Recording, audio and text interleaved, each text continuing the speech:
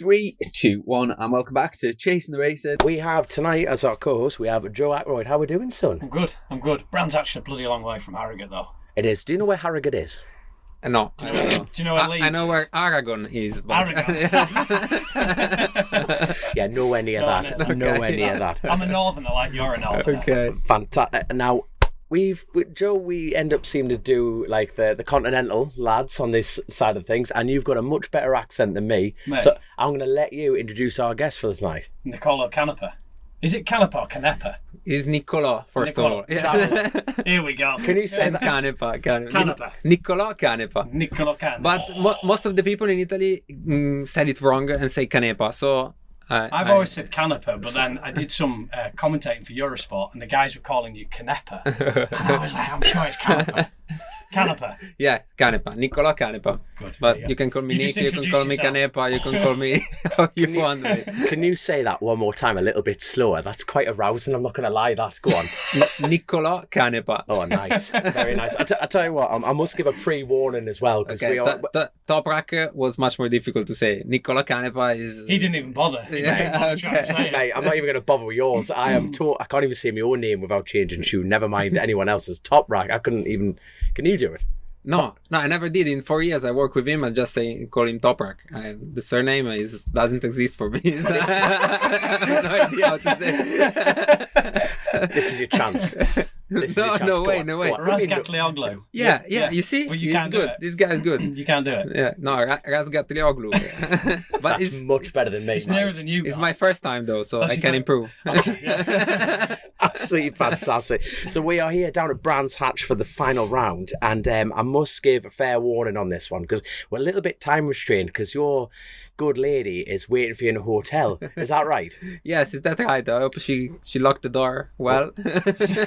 Well, there goes my first question. Are you on a promise tonight? If she's locking the door behind you, Jesus, wet. No, I'm okay. She's really patient, so she knows. It's my 10th week in a row in a racetrack, so she knows that it's like that. Does she come to all of them? Does she go to all of them with you? No. If not, she would kill herself or something. Does she listen to podcasts? I hope not. Oh my! How long have you been married then? No, I'm putting right in the bad books here. Not married. Not Just married. 5 years together. Yeah, 5 years. Are you gonna put a ring on it? He's not an idiot. No, because I had a wedding before already. So Oh, okay. that's So why he's an idiot. He's I just was. like- Yes. Yeah, we don't talk about motorbikes on this podcast. We just talk about what's your biggest regret? It's like a really shit version of Loose Women. The motorbike edition of it. Yeah. Absolutely fun.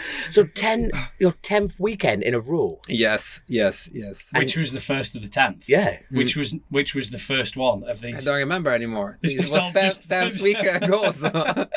So you're here with the McCams lads on the Yamaha. So Yes. is this your 10th week on a Yamaha, or have you been dipping in out of different brands? Is that how you say it? Manufacturers? Manufacturer. No, Yeah. I am Only. Yamaha all the way because I'm racing I'm the test rider in World Superbike. I'm racing in EWC for Yamaha as well. And I'm doing the Italian Championship with Yamaha and now BSB with Yamaha. So everything is about Yamaha. And I'm the coach for the 4 Yamaha riders in World Superbike as well. I feel like I And maybe didn't do you justice in your introduction either there, because that was a much better introduction of your racing TV. But you're a world champion as well, aren't you? Yes, fresh world champion. We won the championship, the EWC Championship in the last race in Boulder. Couple of weeks ago, 3-4 weeks ago, I lost count now. He nearly forgot about winning a world championship. Yeah. He nearly forgot about that. How long is it since Yart won a world championship? Wasn't it like 2004 or something? Yeah, it was so long ago. It was long time ago. And my last title in EWC was in 2017 with GMT 94 team. And then I moved to Yart, but we had some really bad luck in the last few years. We have always been really fast, but a lot of bad luck. And then finally this year the first victory in the 24 hours came and good races, and we won the title. This was nice. Did you? I just think this was nice. I'd be using a lot more expletives than just "this is very nice." You know, that is very nice. That was my Italian accent, by the way. That was terrible. Not French, wasn't it? I know. Yeah, I know. We've sort of jumped the beginning bit, but just on this year, I was at Boldora as well. And did you guys get caught out in that oil that was at the end of the back straight through the right hander? No, Do you remember we that? were. Yeah, this was unbelievable. Well, I was stood at the corner watching when it happened, Wow. and a Yamaha went through the engine cases. Yes. And it had blown up at the end of the back straight. Mm-hmm. He tipped in, he'd gone through the cases, just dumped it everywhere. Yeah. And then I think there was 9 went down, Yeah, including Surt. Suzuki, yes, Kawasaki, many riders went down. You And guys this, weren't in that. You have to mention this is there is a straight that is the longest straight is almost 2 kilometers. You tell me in miles. It's very long. We It's stay very like long. 30 seconds with in full gas. So it's very, very long. 30 seconds in full gas is a long time, especially for a 24 hours race. And then this corner is right-hand corner, very, very fast in third or fourth gear. And this guy blow up the engine is not in that corner. So everyone coming just... Jesus. It's Yeah, fast. Like you get to the bridge, don't you, at the end of the back Yes, straight? yes. You pop, that's your braking mark, you pop up, go back to, you don't even really touch the brakes, do you? And then you're in. And there was oil all through there. Was this in the daytime or the nighttime? Is it a nighttime race at that point? Yes, it's 24 hours. 24-hour race, of course it is, yeah. It was the second day, wasn't it? It was about 10 or 11 o'clock. Yeah, it was on the daylight, following day. but after already 18 hours 18 of race, hours, yeah. like something like that. Yeah. It was... Wait, hey, look, how many people got hit? Was there major injuries? No, Was something like that? nobody Luckily, got no. Everyone was sliding, but very high speed, and luckily, everybody's bikes, they go up and finish. Everybody, like, none of the bikes can't wheel, because Paul Ricard, there's no, like, gravel traps, so the runoff is just tarmac runoff painted. So if you crash, the bike doesn't dig in on the grass and then torpedo itself up in the air. It generally slides, doesn't it? yes, slide, yeah. So the only bike that couldn't recover from that crash was the guy that caused the crash, because his engine had shit itself anyway. But everybody that fell off on it picked the bike up and rode them back. And the safety car was out. They didn't lose a lot of time, did they? No, they didn't lose a lot of time. Yeah, it was good.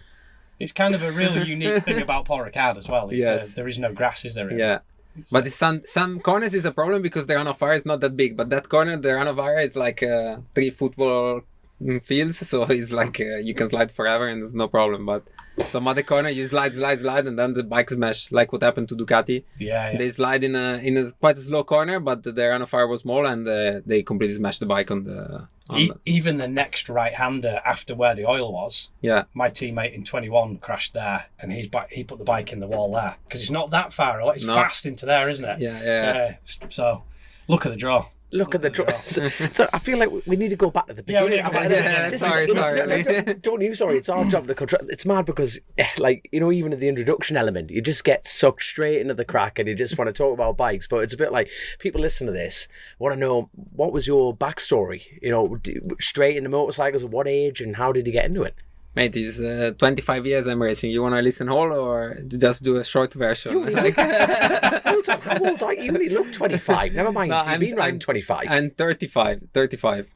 And the Italians age like wine, don't they? So you're 1988. Yeah, 88, yes. I started really like quite young in the mini bikes. And then when I was quite big and tall already, and I never went through the 125 or 2-stroke bike, and I went straight to the 600 when I was 14 years old. So at 14 years old and 3 days, I did my first race in the Italian Championship with the 600.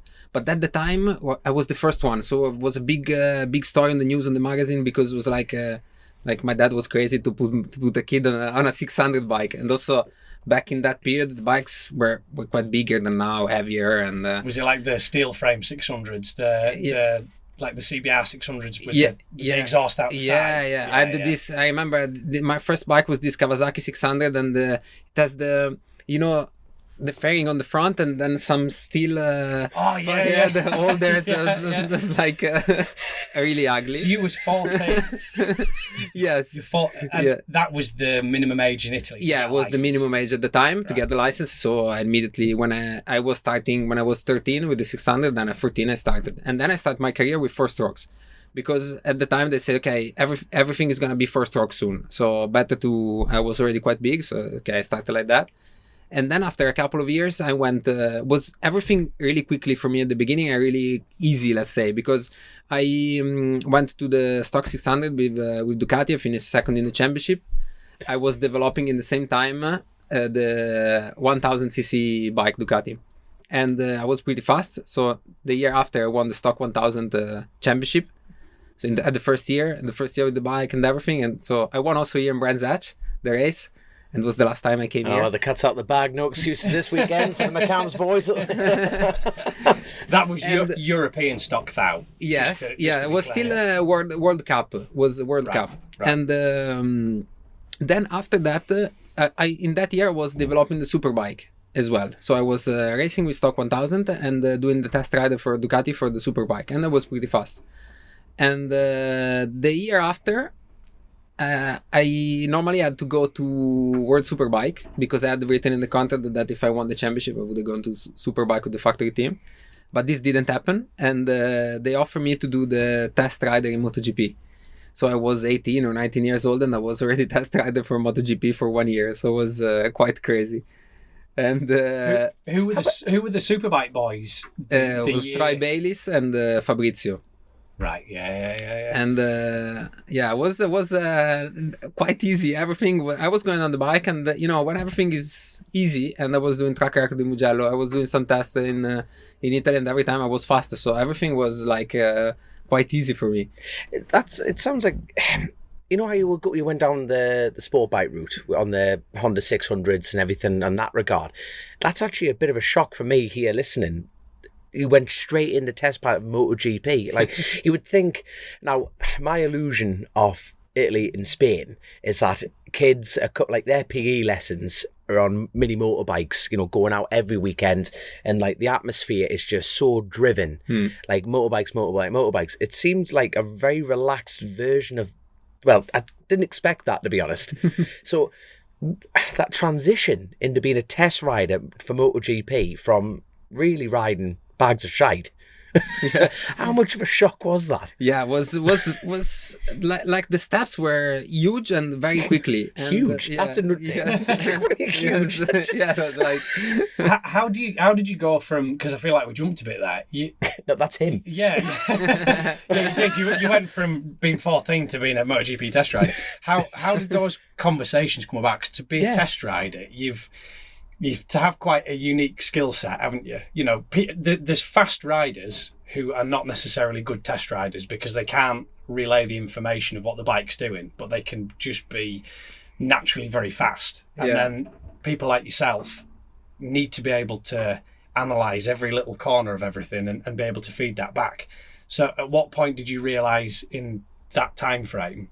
But I think they realized because I was starting with the production bikes. Now, the first time they put me on a production bike, they called me, "You want to come to test this new 1000cc bike?" Okay, let's go. Was that the 1198? The 1098, yes. I say, okay, perfect. No, and they started riding, and I gave some good feedback, and they were pretty happy. So next test, they make me try the Superbike, and they say, and the feedback was good. The lap time was the track record. So I say, okay, maybe this guy is something's working. And we were working all the time in the right direction. But it was really good for me to start this process when I was so young, because I had the opportunity to work with the best engineers. With the when you have a test team, is not like in a normal team that you have one crew chief, one electronic engineer, and something. No, you have maybe 10 engineers listening to you, and maybe even more. And this is nice because you have the opportunity to learn a lot from them, and they can explain you different things. And when I was so young, I was 17, 18 and 19, I had the opportunity to work with them and learn so much from them, and this helped me a lot.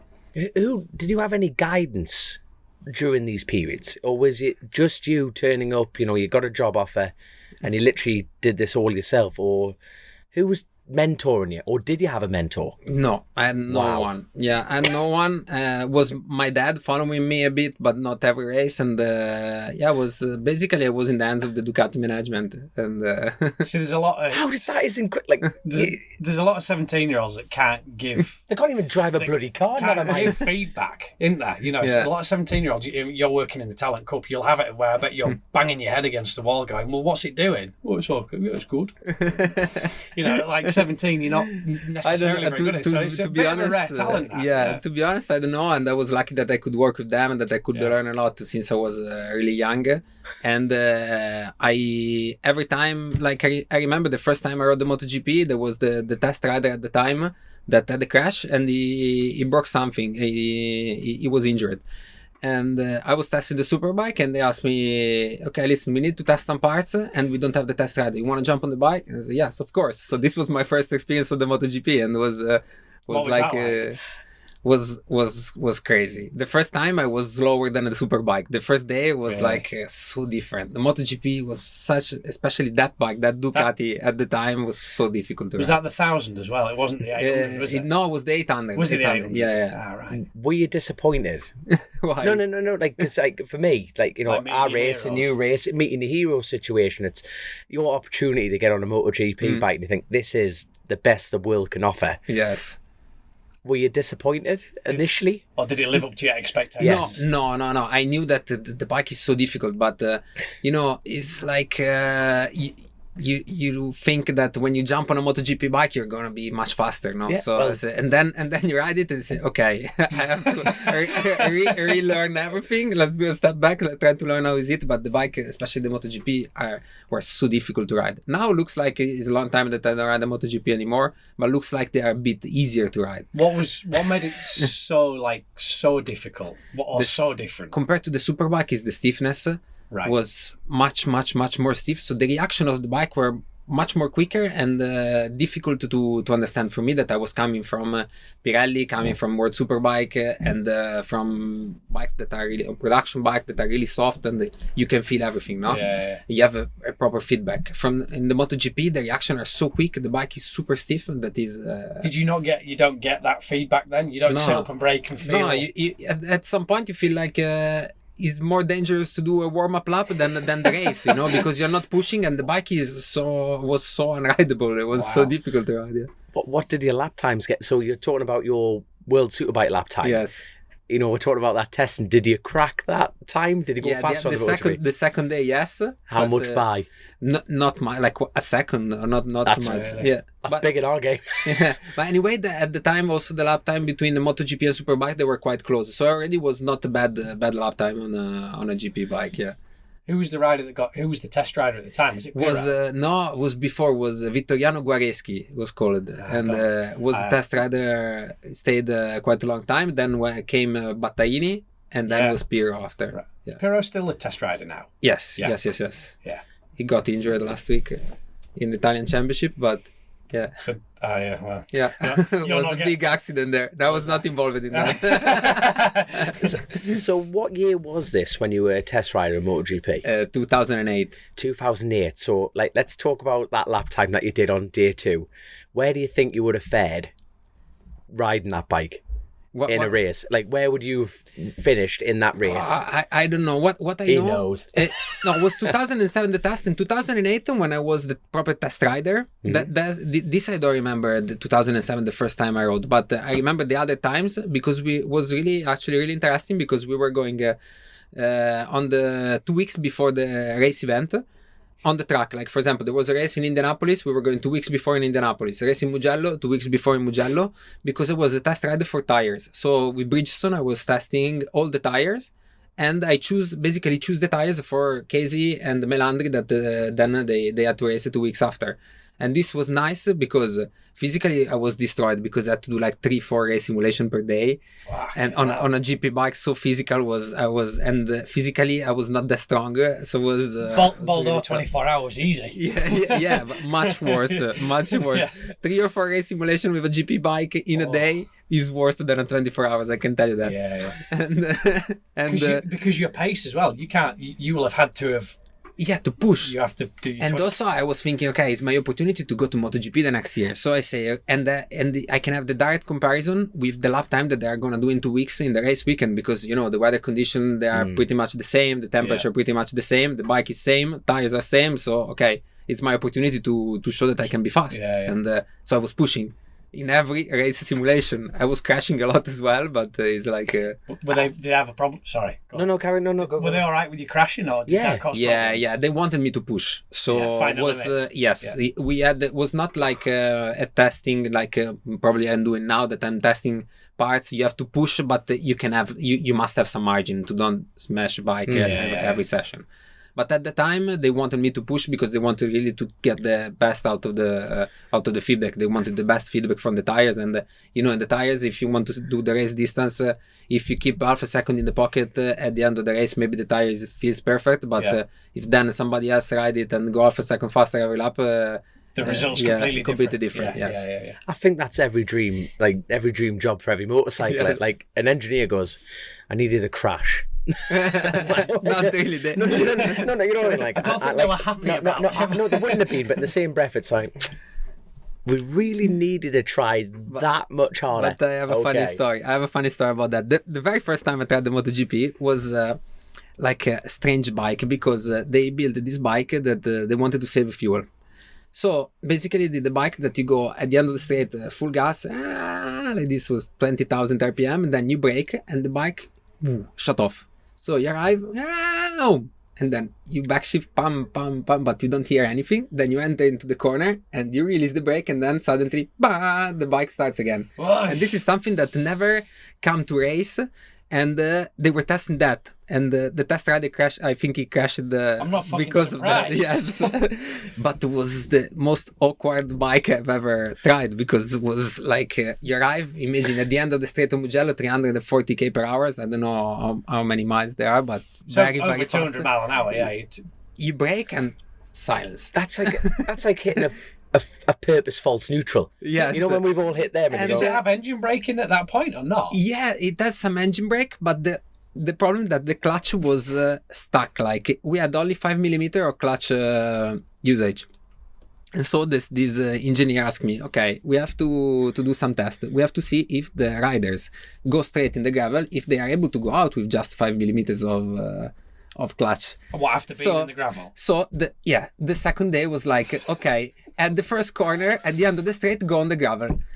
I go on the gravel, the bike, boop, stop. Okay, then push the bike out of the gravel, wait for the truck to bring you back to the garage. Okay, one time. Then try again, second time. That was like a nightmare, mate. And I didn't get out of the gravel, never. So what did you have to do? Miss your braking marker? Yes, and go straight in the gravel. Yes, with a GP bike, At the end of the straight in Magellan.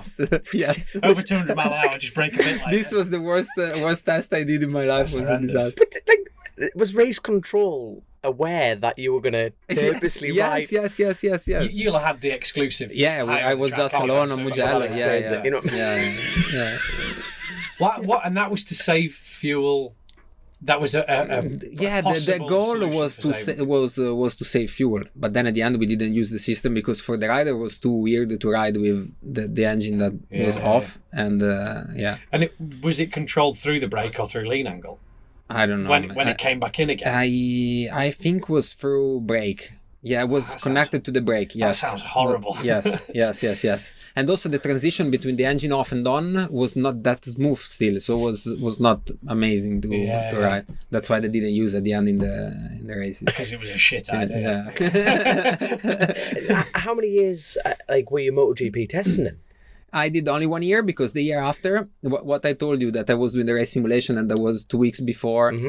And that year was pretty fast because apart from Stoner that was on another planet and was incredibly fast, the other Ducati rider I was most of the time faster than them. So they said, okay, we sign your contract for Pramac, and I went to Pramac the following year. And it was nice. Simple as that, That's nice. Yeah. Difficult year or okay year or big learning year? Yeah, it was a very difficult year, very, very tough, especially because they came out with a new bike, all made from carbon fiber. It was the first when I was testing, I still had the normal chassis, the tubes. I don't know how to say in English. You had the classic conventional chassis. Yeah. And then the year after, they introduced this carbon fiber chassis, just with the engine and the chassis was like this long. It was like small, and the carbon fiber swing arm. So it was a very, very difficult bike to ride. And I didn't know. It was too stiff, wasn't it? Yeah, it was too stiff. And there was Nicky Hayden as well. Racing was Casey, Nicky Hayden, me, and Kallio. And it was a very difficult bike. And also, I was really young and maybe not ready for MotoGP do a full season. I didn't know 8 tracks, so it was tough. But it was a big learning season for me as well, because I had the opportunity to, 4 years ago, I was just watching these guys on TV, and then suddenly I'm with them racing in MotoGP. I remember, I was in the starting grid in Qatar for the first race, and at the time we were not many racing in GP. We were like 18 or 19, but everyone was at least one time world champion. Let's say the slowest, the one that was struggling the most was some races was James Toseland, was already 2 times world champion in World Superbike, riding a Yamaha, and it was and I remember my first race, I was fighting with him all race. Then he beat me at the end, but I was fighting with him all race for the last place. And I said, I'm last, but I'm fighting with this guy that is 2 times world. Yeah, so What age were you there? I was 19. 19-year-old. Yeah. It's a fair step, and that all happened quite quickly. So didn't everything went like this, and then as fast as I get there, as fast as I went down, because it was. So I don't know if it was down; it was more in a different direction. Very different direction. Yes. So a quick recap: 14, you first got to 600. Yeah, that's right. 14, 19, MotoGP. Yes. That has to be a record. Yeah, maybe that has to be a record. Yeah, I don't think there'll be anybody else that's held a competition license for so few years and finds themselves in Grand Prix. Yeah. Well, I told them with CB 500s, but then that was more of a gradual British, and then but going from like a stock steel framed Honda with the fairing. His exact words were "ugly bike." Yes. That is incredible, and you've done it kind of backwards, if you know what I mean. You haven't gone from like nice bike, gone up, and then done that. You've gone from crap bike, test rider, and then into Grand Prix. Holy crap! Do you wish you'd ever had a go at the or done the 2-stroke thing, or were you? Did you? Because I love 2-strokes. What I can tell you, when you come this way, so from the production bike to the MotoGP, the shock is much bigger, because you're used to ride the Pirelli, first of all, that are really soft and really nice feedback, into very, very stiff tires. And the bike is a lot more stiff. So if you come from 1 to 5 or now Moto3, Moto2 and arrive in MotoGP, they're all prototypes bike, and their reaction are much more similar. So they are all stiff. Also Moto3 is super stiff bike. But if instead of a Moto3 you ride a Super Sport 300, we can do the comparison. One is super stiff, is a proper race bike, is a prototype. The other one is a production bike adapted to the race, but with soft reaction and the soft tires. So is difficult, and is much more difficult when you go the other way around. If you grow up having this kind of feedback from the bike with stiff bikes, you keep going and it's fine. But if you have to change suddenly after 3-4 years, it's much more difficult. Because we've had a lot of conversations between ourselves, as the lads that do the hosting of this, and we were talking about why the UK doesn't necessarily breed particularly good Grand Prix riders, or we don't produce as many good Grand Prix racers as we do World Supersport and Superbike, and it's generally I think it's because of that reason. We spend a long time on production bikes here, and really, you've seen BSB now. It doesn't really cater for that prototype. Yeah, and when you see in Spain instead, they start already with this kind of bikes, and they start with Moto3 and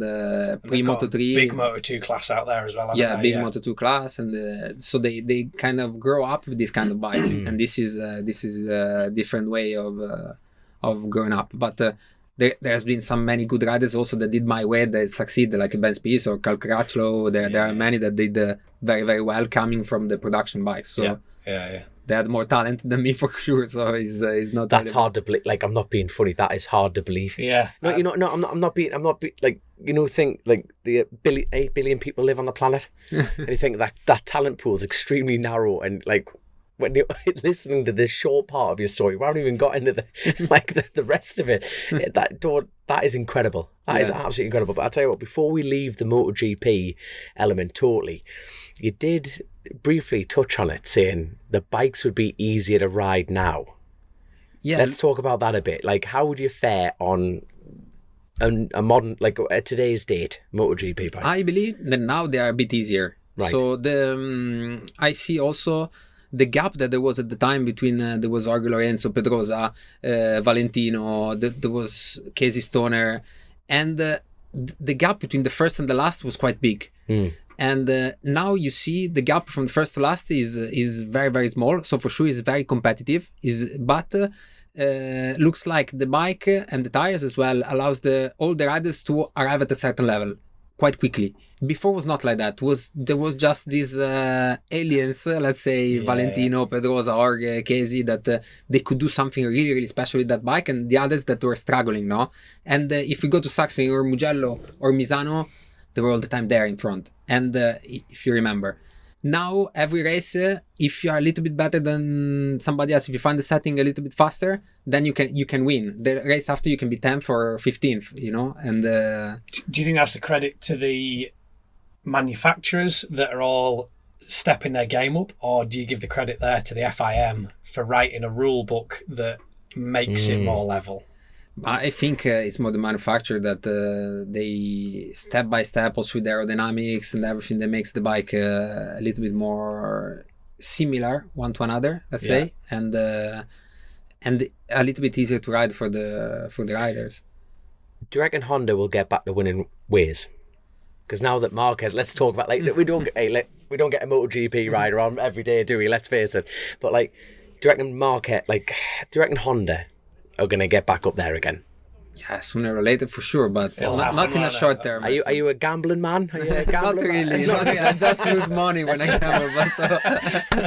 Fantastic. No, but it's interesting. It's amazing. Like when you think Yamaha's dominance for years, and then Honda stepped up. It's always been, in my opinion. But then perfect example is Casey Stoner with the Ducati. But then no one's been trying to When did Casey retire? Oh, there's a pub quiz question. 2012, 13. Yeah, maybe yes. 12, 13. 12, or something like that, yeah. And then it's only, last year or the year before, Ducati were... But like Bastianini, am I saying that right, Bastianini? No. Bastianini, yeah. Thank you very much, there you go. But now he's becoming the dominant foot. Speaking of which, is he comfortably leading the championship, or... I don't even know where the championship's at now, to be honest with you. Bagnaia, you mean? Bagnaia, thank you. Sorry, hey, look, I'm getting a B in there. No problem.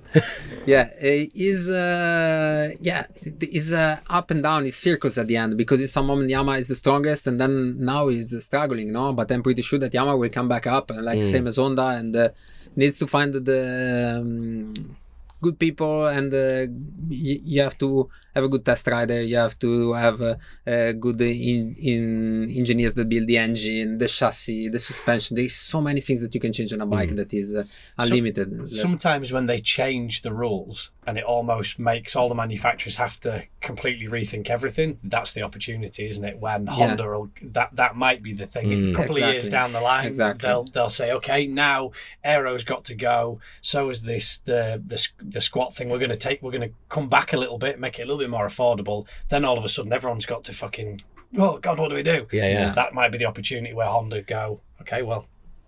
Yeah, exactly. This is a good point. I think when the rules will change something, that there is an opportunity of mix the values. Yeah. Marquez has moved to Ducati.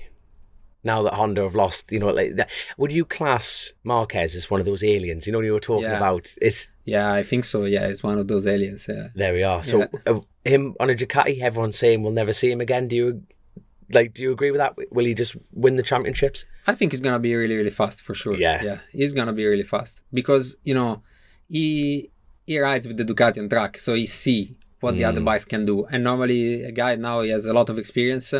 He can see that for sure. If he rides that bike, he can be winning. Why he would refuse such a big contract? He would stop such a big contract so many years with Honda to move to a team, probably getting zero money just to let's say is the third Ducati team or the fourth Ducati team. And there's potential that he might not be getting paid.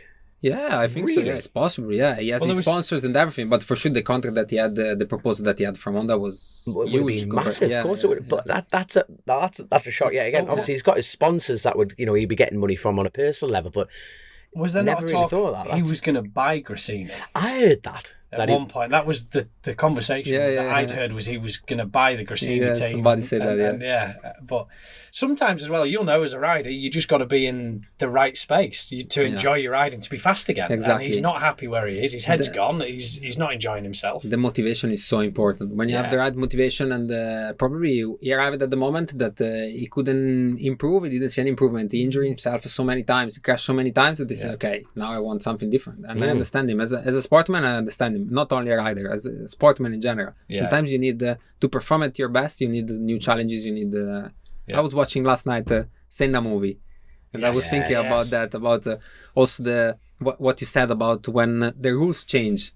Also the fast who is the best, and maybe the next year it will be last because they didn't adapt so quickly to the new rules. Formula One is the prime example of that, isn't it? I mean, we don't talk four wheels in here. That's like sorry, but I went off topic but Senna that is a prime not about Senna, but the Formula One is a prime example. When they change the rules, it just mixes up things massively, doesn't it? And I think it can do that in bikes as well. But your Marquez point as well, he isn't a young man anymore, is he? No. We always think of Marquez as being the little kid that was just the magical lad, but he's getting on, and your body starts to feel it, doesn't it? I bet you nurse a few injuries, don't you? Absolutely. Every day you deal with him, don't you? Like, that's mad to say that though, isn't it? But when you think about Marquez, how old? 29? Where's he? 30 now? No, he's not. 30, I think so. 30, 31, something like that. Yeah. That's mad. And you think that when you think about short circuit, MotoGP, it's an extensive version of short circuit racing. But you think you're saying that's all. It's incredible, isn't it? It is incredible. Yeah. But let's go back to the 19-year-old of you. Your motivations at the time. Were you making money at this point? Yeah. You don't have to say it. You don't have to tip in and say the figures. We don't know. Let me just say, what was your tax code? They're all gone anyway. So. Did you enjoy it? At the moment, yes. No, but let's say I didn't have a mentor. So that's a big thing, that though, isn't it? Yeah, absolutely. It's very important. That is a big gap in the market where there should be. I might do something there. Yeah. Absolutely. There wants to be a business there for exactly that. Because I bet your money just. Yeah, it was not. It's always good to have somebody that follows you at 360 degrees. Now you see the riders. This has changed completely now because you see that in every team there is a coach, and the riders don't. Before they used to come alone to the racetrack. Now they have every time somebody that follow them, help them, or the manager, or there's many people around the one rider, and there's like a crew, just for the rider. And before it was not like that. They were more like we were more like alone, And you were the last of the fun breed. You were the last of the fun breed. Yes, exactly. I tell you what, I've got to ask. What is the stupidest thing you bought? This is tough. Yeah, it's easy to spend a lot of money in cars and stuff like this, sports car, and Well, why not? Just to impress the girls and marry, give a half, get divorced. Yes. This was later when I was supposed to be wiser, but I wasn't. So at 19, your first year in MotoGP, how long did the MotoGP journey last? Yeah, it was just normally I didn't get along so much with the team, and it was just 1 year. I got an injury as well. I didn't do the last races. It was a bit complicated, but I really enjoyed. And then day after, when you're racing MotoGP, the year after, you can choose pretty much what you want, because also I did some results in the top 10. I was not completely disaster, so I was improving during the season.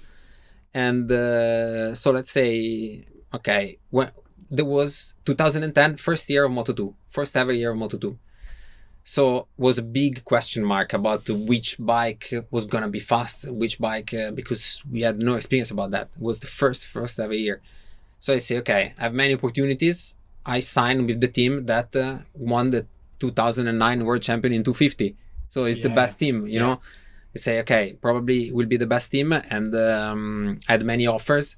And I say, okay, I will take less money, but I want to go to this team because it's the best. But didn't end up well, because after 5 or 6 races, the the boss flew to Brazil or something, closed the team, debts with everyone, was like a nightmare. Yes, so at half of season, I was... Was there an opportunity to stay in MotoGP? No, I had an opportunity like a couple of years after to come back, but when they introduced the CRT bike, you remember? Yes, I never went back. Then at the end, I wanted to have a more stable life, and not gamble everything again to go to GP and maybe not perform well with a CRT. Again, was a big question mark which CRT was going to be fast, which not. So it was a bit strange. But the Moto2 didn't end well, unfortunately, because I remember Italian Grand Prix, so the most important race for me, for the team that was Italian as well. And we're having the qualifying practice, and like 10 minutes before the session, I was sitting there with my teammate, and there was nobody else in the garage. No one. The garage was empty. And then I say, okay, maybe the guys are coming. We look out and no one was there. And 5 minutes, 4 minutes, 3 minutes, and I say, okay, no one is coming. So we took out the tire warmers along the stands, and we did the qualifying practice in the Italian GP, like just alone. Just you and your teammate. Yes, that was it. Yeah, that was it. Because at the end I understand them, but the mechanics were in let's say in strike because they didn't get paid for the year before. So they were just doing strike to try to get the money from the owner of the team, Did you start each other's bikes and then help each other with paddock stands like you're on the track there? And then when we did our laps, and then no one, of course, was changing our rear tire. So at the end, when I came back, I just put the bike on the wall and left, and that was it. That was my qualifying practice. We put this on YouTube, but for the audio listeners, he's smiling now. But I bet at the time, I bet you were not smiling. No. But it's like another life for me. It was so long ago that for me it's funny now, to think about all these stories, and they kind of these bad moments at the end are the moments that make you grow and make you understand and make you do better choices in the future. Yeah, like the wedding,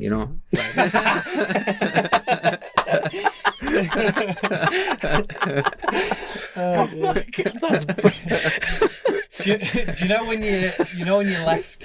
I just want to ask about the wedding. Never mind. After Moto2, like, was she worth it? You just have to edit all this out, though. No, we're keeping this in. Do you know when you left MotoGP to go to Moto2? Was that the end of you and Ducati? No, because in that moment we were not agreeing on many things, and we decided to split up. I could have probably stayed like Piero to do the test rider for ages, but I wanted to race. I was still young, and I said I don't want to be a test rider. Also, when in 2008 they told me to do the test rider, you win the championship, you're fast, you want to race, you're 18. And what you do test riding, you don't do a single race in all year. No, it was not.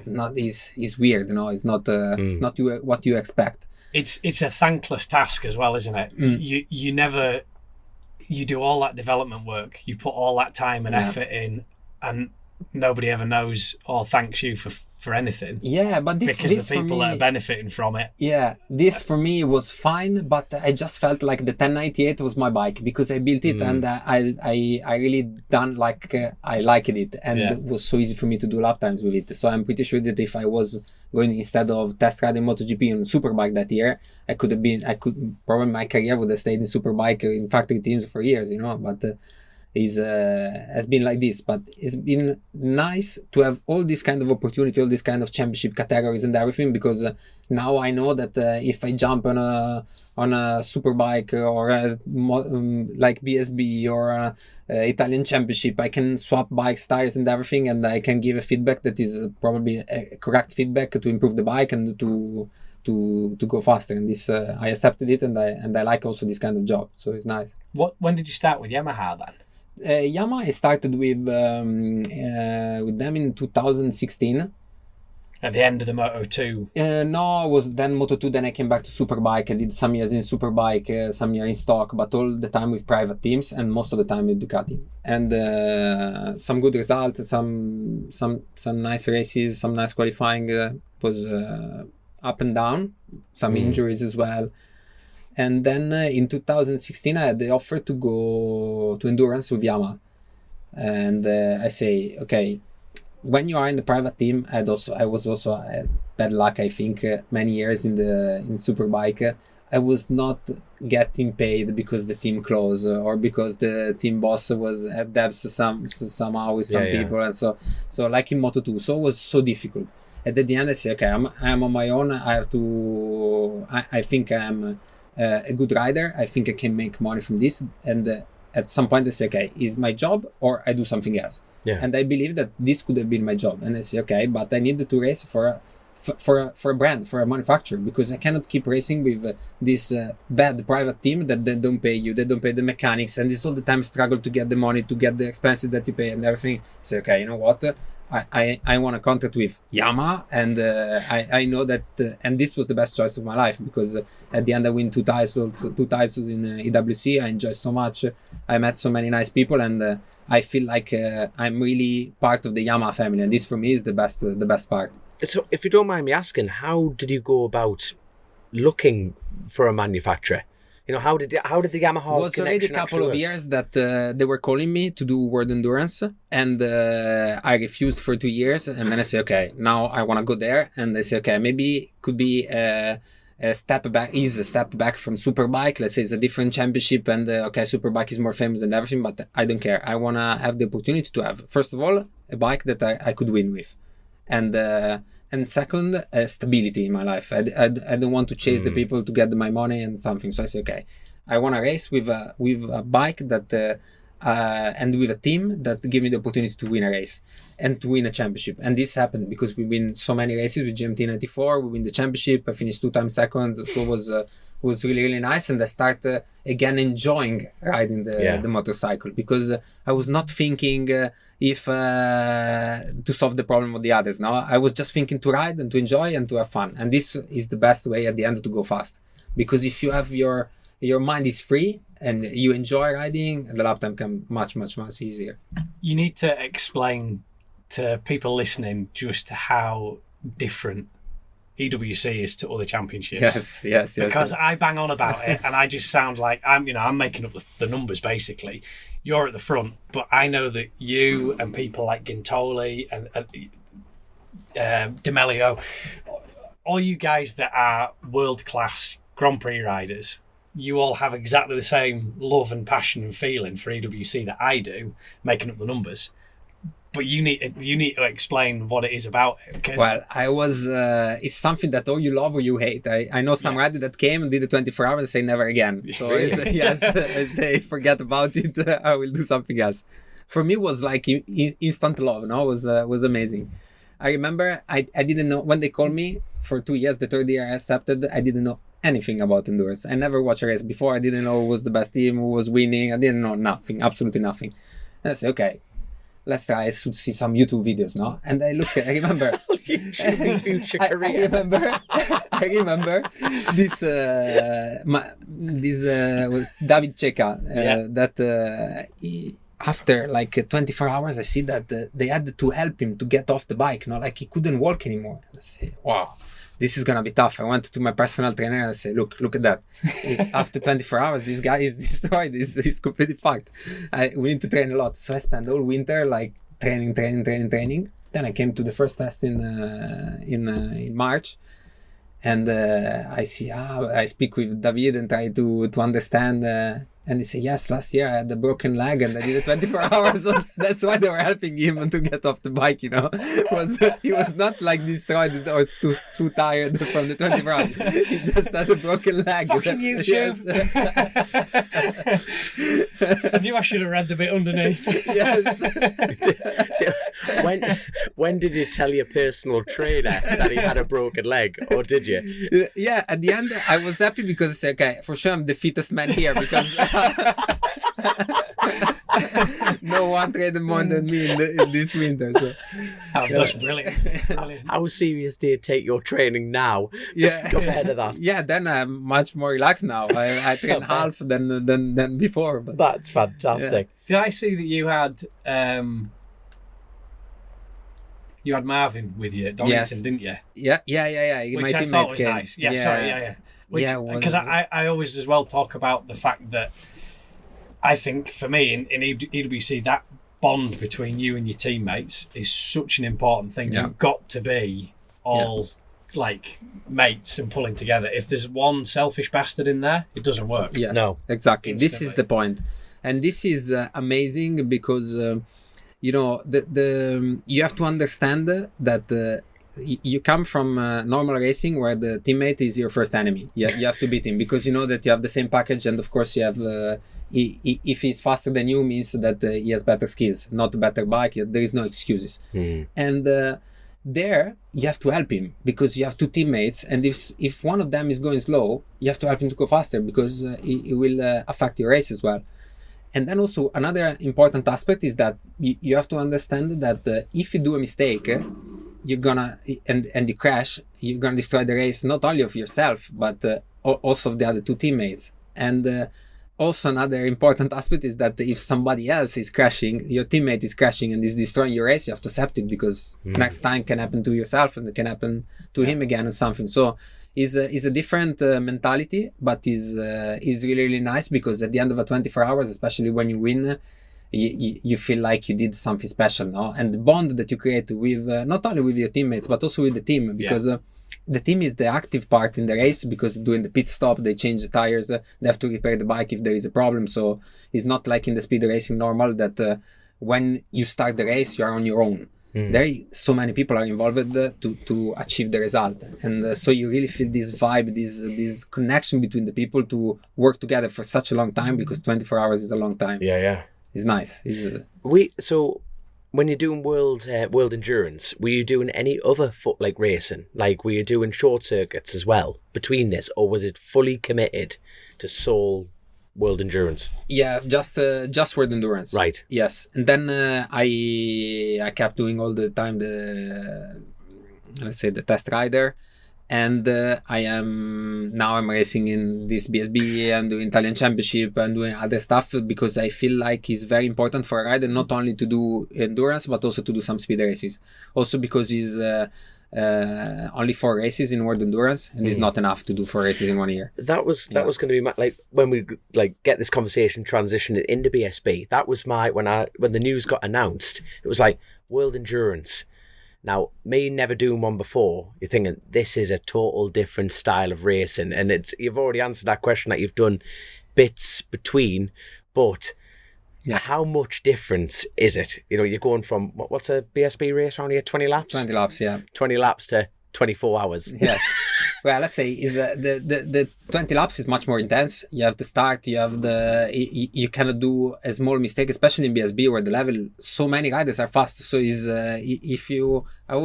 my girlfriend was the first time here, and she saw that in free practice 1 I was 24, and then but just I improved half a second and I was 8. So you know, it was like so many people in such a small gap, you know.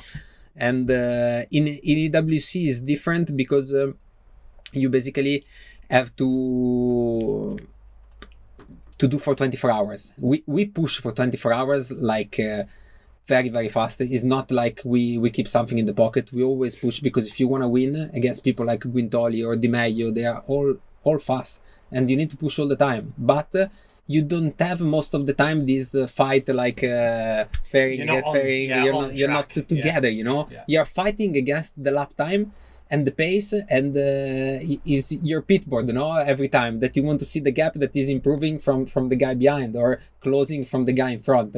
And this is strange because you feel even more alone. In a 20 laps race, you don't feel alone because you have all the people all around you, you know. And if you shut the throttle off for 2/10, 2 people pass you, and so it's like different. Like, have you ever done British BSB racing before you came and joined McCamb's? No, never. Never. Were you aware of BSB? Yeah, of course. I knew. I heard so many stories, many riders that came here, and Guintoli, after the first race in that I did 2 weeks ago in Donington, he brought me BSB is brutal. Yes, he's correct. Are you friends with Claudio Corti? Yeah, as well. Yes, Claudio. I spoke with Claudio. Yeah, because I think it was an eye opener for Claudio as well. Yeah. It's like, fuck, you know. But he did live in Sheffield as well, so that's an eye opener in itself. Amen. No, but it's like, you know, when you talk about expectation against reality. reality. Yes. Was that? It's very, very close, even more than what I expected. I was because, wondering now, yeah. I went also to Moto America.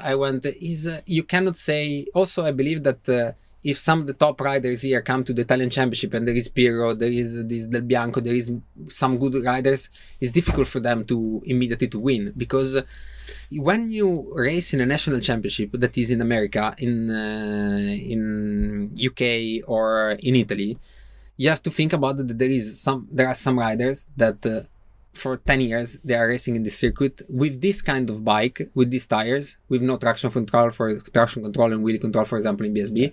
So they are really special of this track, they are really special of this bike, they are really special, they really understand deep what does it mean to ride this bike at the limit. And same when you go in Moto America, there is these Dunlop tires that are very different from a Dunlop tire that I ever rode before. Didn't like that much, but you see that they really, Cameron Bobet or Jay Gagne, they are really, really fast. Yeah. Then maybe they come to World Superbike and they struggle, Yeah. because there is a different spec of bike, different electronic, different tires, and is different. And in every national championship, there is a specialist that is incredibly fast. In BSB, there is 20 specialists that are incredibly fast. So that makes the things much more difficult. Go on, Joe. Go on. But yeah, have you found it hard to go from your yacht bike, which is, correct me if I'm wrong, but all but damn it, very similar to a World Superbike spec with the electronics and everything that's on it, to then come across to riding a BSB where there's no rider aids? Is that a big eye-opener for you? Or because even with your videos that you do for YouTube, which are mega, if people haven't checked them out, your pages are mega, and I use them for onboards for just picking stuff up, so I'm never going to be anywhere near you, mate. But you're never going to get any more information now. He's going to start. Giddy lad. And is your tea ready? No, it's me mum, and I'm going to get my head kicked in if I don't have that again. So it's my girlfriend complaining that you're still here. There's a serious red flag if I have your girlfriend. So yes. I'm just putting that out there. I'm just letting you know. Anywho. So then to come and ride here with this, it's completely different to even the bikes that you use for your videos. This is different, isn't it? Well, yes, it's different. Every bike is different. To be honest, this Mecham's bike is very, very similar to the World Superbike. Right? Yes, because the engine spec, the chassis, the triple clamp, the swing arm, the link, they are all same as let's say the chassis part is same as the Superbike. Engine, the character of the engine is much more different, and the way how they set up the bike is much more different, because with no electronics, you have to. I came, for example, to Donington with the setting of Top Rack. I know the setting, I look at the data, I look at the gears and everything, because I say, okay, maybe this can help me to go fast immediately in Donington. No?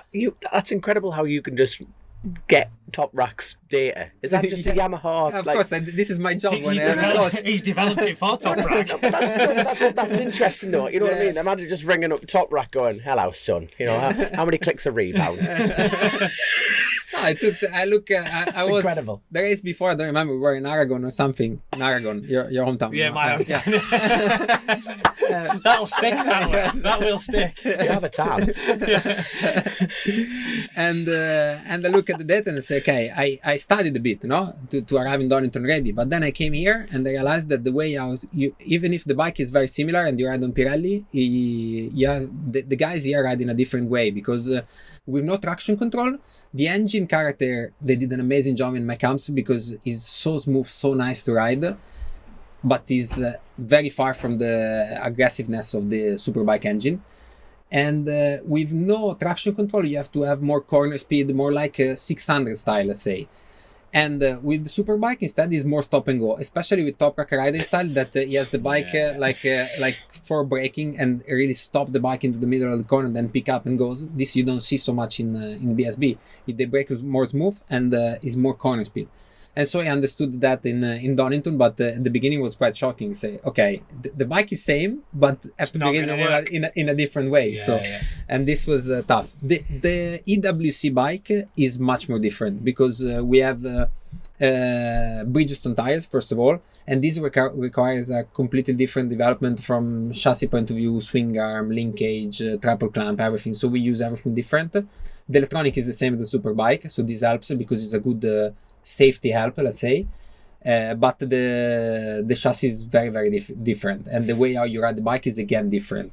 So they are all called the Yamaha R1, but is 3-way of riding the R1 in completely three different ways. How long, with your experience and everything that you've done in your career, how many years, or even if years, would it take you to be in the top 5 in British? Yeah, well, in the championship or in one race? Because I'm pretty sure that in one race... We've got a race tomorrow, by the way, listeners. Yeah, I was going to say, be careful what you say next. I know. In one race, I'm pretty sure that if I do one full season, with such a great bike and a great team like McCamps, it's possible to do such a good result, to stay in the top 5 in some friendly tracks. But to be top 5 in the championship, this is completely different level, because there is some tracks that are very, very tough, very difficult, and I have, to be honest, huge respect from all the riders in BSB, because they are so fast and the level is so high that really you cannot afford to do one mistake in one corner, because 3 people are gonna pass you. So it's really, really, really nice. How many of the UK tracks have you done? Oh yeah, I've done Silverstone, Donington, Brands Hatch. I think That's that any you want to do? Like really want to, like, you know, when you see one, that's a no. I can hear it. Not really. Does that mean we're not going to see you next year? I don't want to go to Cadwell. No. Alton? No, mate. I don't want. Bikes are supposed to jump. Yeah, these bikes. Yes. Well, funny enough, exclusive. Steve Rogers is coming out of retirement, and he's going to sign you next year. So you're going to have to start learning. As a coach, I can accept the job, but not as a rider. No, I have to be honest. You have to be honest, with yourself, and understand your potential. And at my age, I'm 35. I don't feel like I'm ready to start all over again, to learning process of all these tracks, and is tough. And the level of the riders is so high that is too difficult, I think, for me to finish in the top 5 in the championship. But it's amazing for me to be here, because to race in such a great team with a bike that I love, and track this Brands Hatch. I raced in 2006 and 7 year. I won in 2007, and I remember like one of my favorite track in the world, with Laguna Seca, Imola. I like this kind of track that is up and down, to be here today, I was smiling so much, because I was in the wet this morning. I said, wow, that's amazing. It was my first time here on the wet, but it's always nice to ride in this kind of tracks. It's exciting. And like, I'm too busy doing my own little thing. So how did you get on in Superbikes today? I was 10th on the full wet, so it was pretty good in FP1. And in the dry, pretty. No, it was that's bloody brilliant. What are you on about? Yeah, I was happy. I say I can say I was happy. Just see you coming in. This is shit. No. I'm riding shit. It was much more challenging this afternoon, because the track was half was dry, and the other half, the parts in the woods there was really, there was some wet patches, but normally I would say if I didn't see the other guys riding, I would have gone 3 seconds or 4 seconds even slower. But I see them and I say, okay, for them it's not wet, or I don't know. It's like for them it was not wet, so I say, okay, I have to push. Yeah. But it was so difficult, because there was a couple of corners where the dry line, was literally the sides of the tire. So you couldn't go like this off the line, because you would crash. So there were many crashes this afternoon as well, and was very, very difficult. And didn't felt really confident to that braking and enter into this corner. I will be in that narrow line, So I was a bit challenging for me this afternoon, and I hope tomorrow it hopefully will be or full dry or full wet, and I can do some experience, because when you don't know the track, you're not familiar with the track and the bike. To be so precise on the riding is very, very difficult.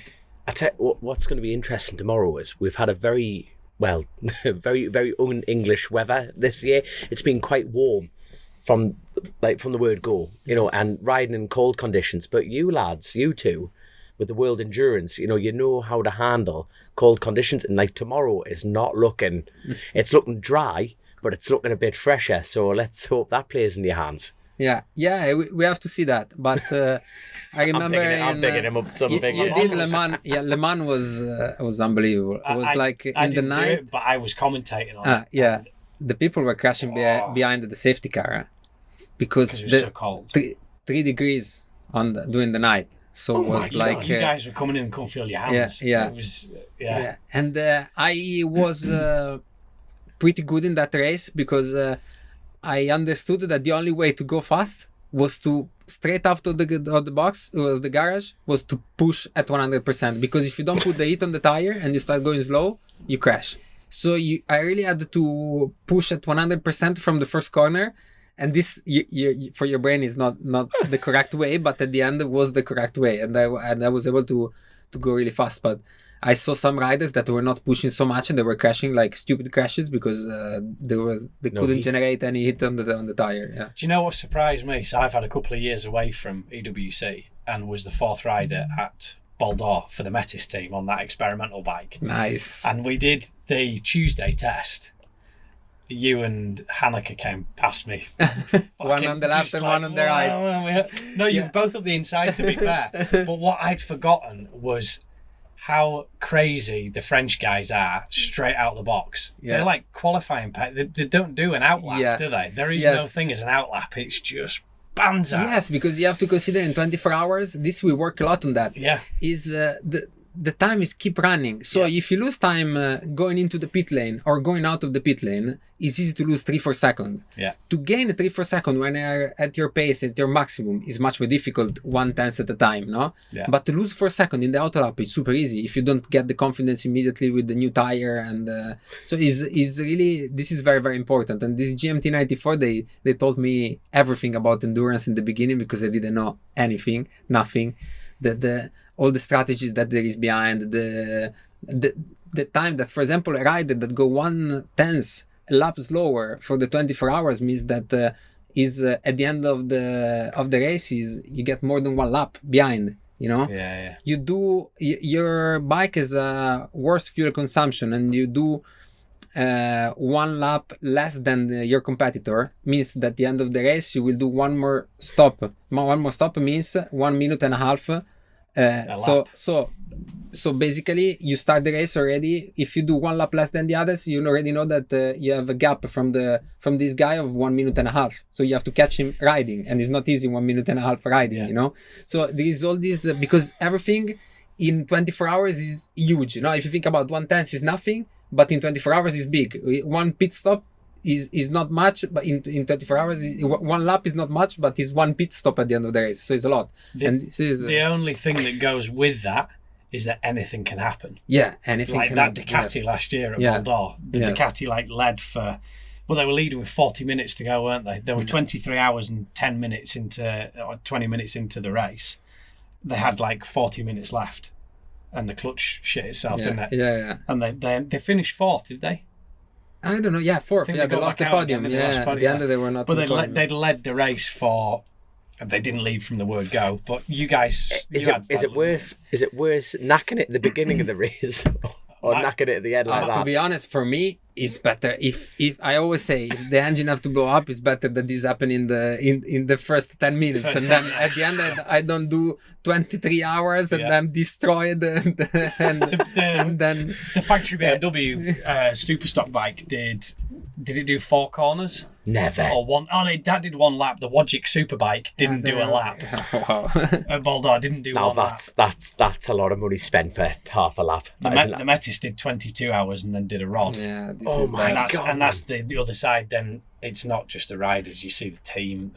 You think, oh my God. I'll have to go watch one. I really do. But by the way, I'm not you being. Have to come. Yeah. I'd definitely have to come. Sorry for being rude. I'm looking for the Patreon questions. So we have some fantastic. Without the patrons, this show wouldn't exist. But it gives them an opportunity to ask questions. But I've got a fantastic one here from CJ. What has been your absolute favorite race bike, and on which favorite track? Favorite track, let's say Laguna Seca maybe.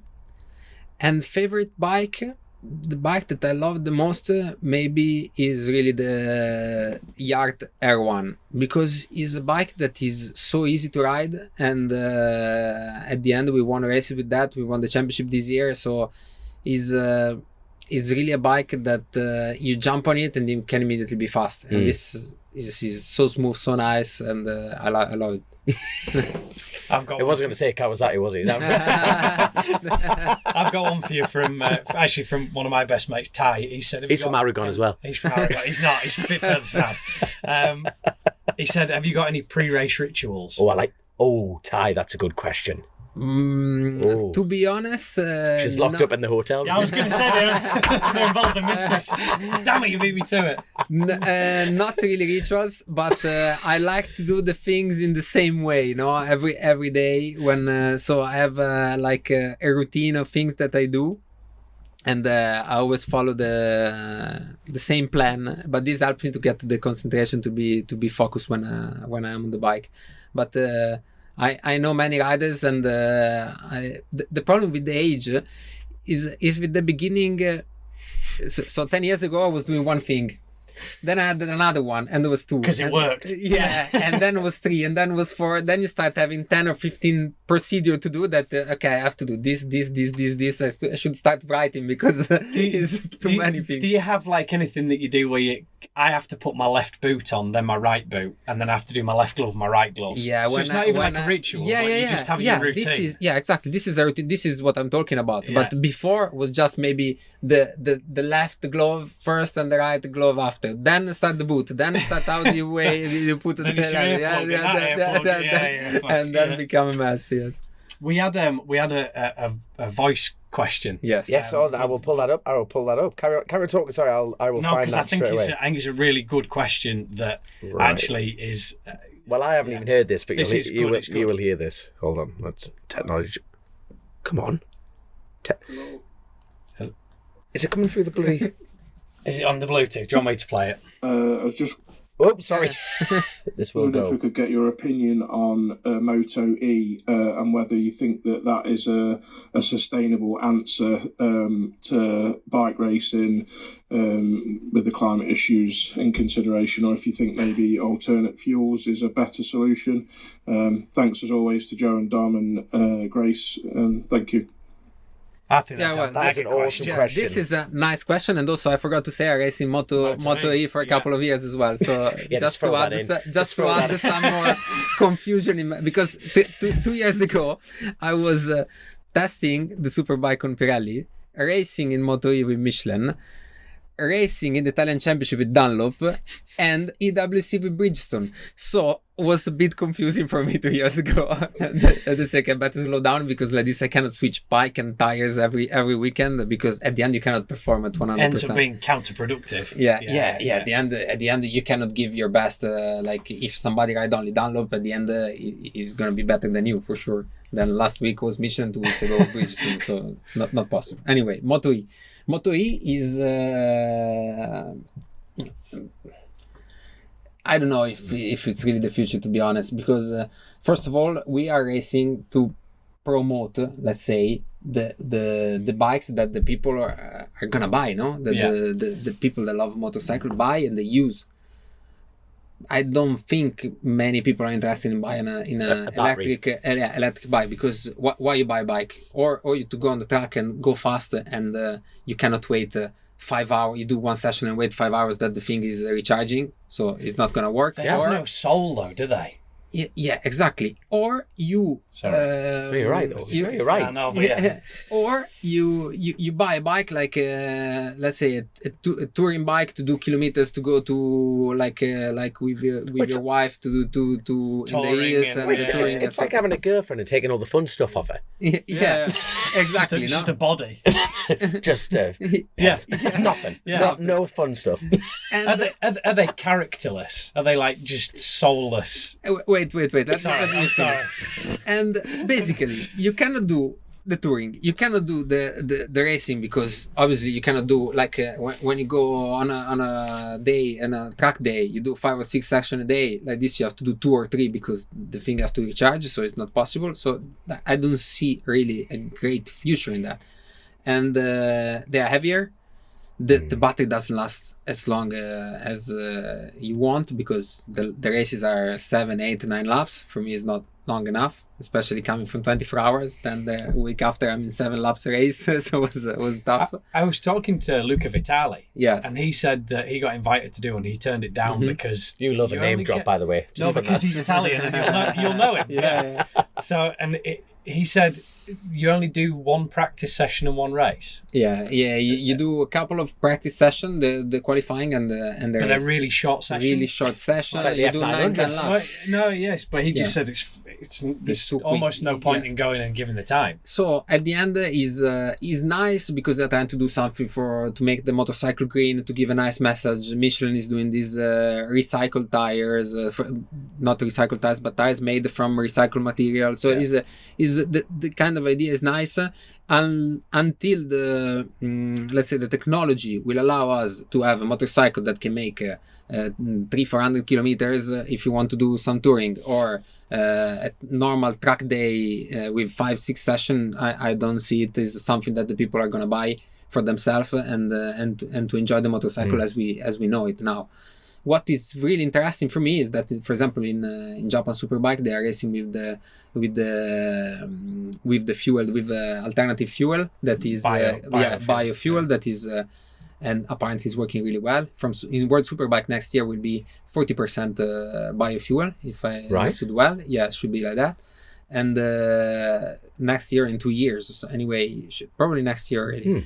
So this is interesting. We are going in that direction that for me is much more clever and much more. They give us the opportunity to keep dreaming about this motorcycle that we know now for the future, because we can use the biofuel. We can and we can use the bikes how we love them, that have to make noise, have to have horsepower, and we can make also a normal day on a track and enjoy with the friends. This is what it's all about, I think.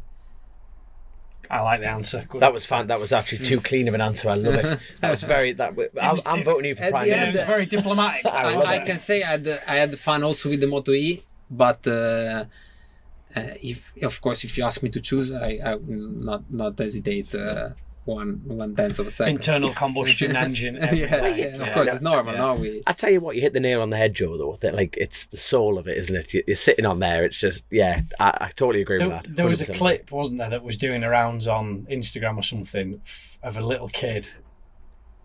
At Silverstone, I think it was, and all the at MotoGP and all the bikes. It might even have been a BSB, and all the bikes come past, and he's like absolutely buzzing. And you wouldn't get that with an electric bike, because he'd just go. Yeah. It's probably the noise, what I can say. The only way, probably we are now getting older. No, we're no more the young generation. Maybe a kid that grew up now, that born now, no, and in 12, 13 years, you want to race motorcycle, maybe. He will not like all this noise. He will not like all this smell and everything. He would prefer something like. I think that's the caveman in us. I think like it's like you are from Aragon. I do not think it's what's built into us. I hope this is not gonna happen, but we have also to accept that the world is changing in a lot and quickly for this point of view. So maybe the new generation will be more sensitive to the green and to the noise pollution and all this stuff, and probably we are not, and but maybe the world will go in this direction, and the kids will prefer to ride with a MotoE than a they'll look at us and think, what are these idiots doing racing with flammable thing wrapped between their legs? Idiots. Exactly. You know, like us lot tomorrow. But I tell you, I must go on, and I want to make a bet with you. I really want to make a bet with you. What's your top result tomorrow? I want to feel the vibe here on the McCarms Raceway Yamaha. Come on, give me a. We can edit this out if it goes wrong. Happy.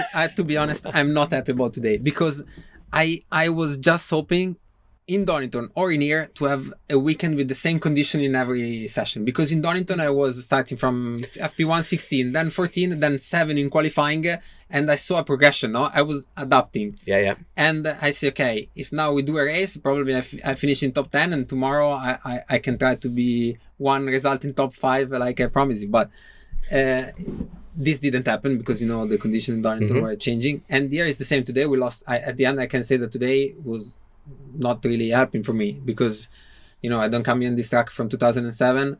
I need to adapt a bit to the bike, and this morning was wet. Then after was mixed conditions, so it was very, very difficult for me. I hope tomorrow I wake up and immediately get the feeling on the bike, and I can do.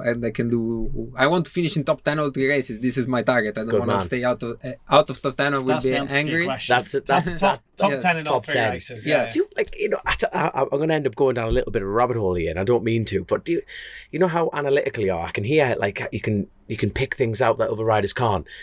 Like, have you ever been angry on a bike? No, you don't seem like that. No. You don't want to see this side. Top 10 tomorrow, and you just go, you know what? You're fucking getting it. You know what I mean? Do you ever like that? Sometimes that's too much. Don't forget I'm Italian, and so no. I try to be calm. There's the camera here, so it's nice and smiling. But no, sometimes I have to work a lot on this side during the years, because sometimes it was really going to the rev limiter very quickly. Class. But then with the age, you improve that. No, I really hope you just pull the pin tomorrow. I am praying for it. Turn 1, you'll see me with my binoculars. Go on, smashing the tank. Steve from Raceway is going, like, this is not going to go well. But we got any more questions, Joe, before housekeeping? I think we covered everything in our discussions, in our chats. Yeah, I think it's been a mega on that one. It's been absolutely fantastic. So thank you so much to our patrons, CJ, like Sam, Jess, David Young, Andy, Jason, Tony, and everyone else. But mind you, William Boyd's definitely got the question of the pod. So he did say, how did you pull your missus? I remember... No, it gets better. So you know how I mentioned Chrissy, who started this podcast? He goes, I remember Chrissy once mentioning her in an episode, and I'm talking like me and Chrissy did 170 episodes. And I think me and Chrissy talked about that she's a very attractive lady. Chrissy literally just went, Chrissy on an episode sat down with the lads, went, have you seen his missus? And us 3 just went, wow. So from one bloke to another, well done. Thank you very much. This was a great achievement, to be honest, because when I was with my ex, this is funny as well. My friends say, mate, you have to keep her close, because this is not gonna happen that you find a better girl than this. And then, we had the wedding, divorce, and everything. And then I show up with her that is, I think, 10 times better. And my friends say, this is even possible, you know. And, I hope your ex-wife is watching this. I hope she is. Yeah, me too. I will send her the link from a fake profile. We've got to finish it there. I was about to say, we've got Bennett's on board. We've got so much housekeeping, but that is the perfect way to finish this. Honestly, thank you so much for your time, and I'll be watching turn 1, and I hope you just give it the absolute nuts, and it's going to be crazy. You know what I mean? Pull the pin, young'un. Pull the pin. And Joe, thank you very much. Yeah, no, thank you. Thanks for it's been a good crack. Thank you. Thank you so much to you. The podcast is really amazing. I enjoy a lot spending the time with you, so I hope maybe in the future I will come back. He's saying that now, but when we hit stop, he's going to run out that door. I'm telling you, there you are. But yet again, thank you so much, and we'll catch you all later on. See you in a bit.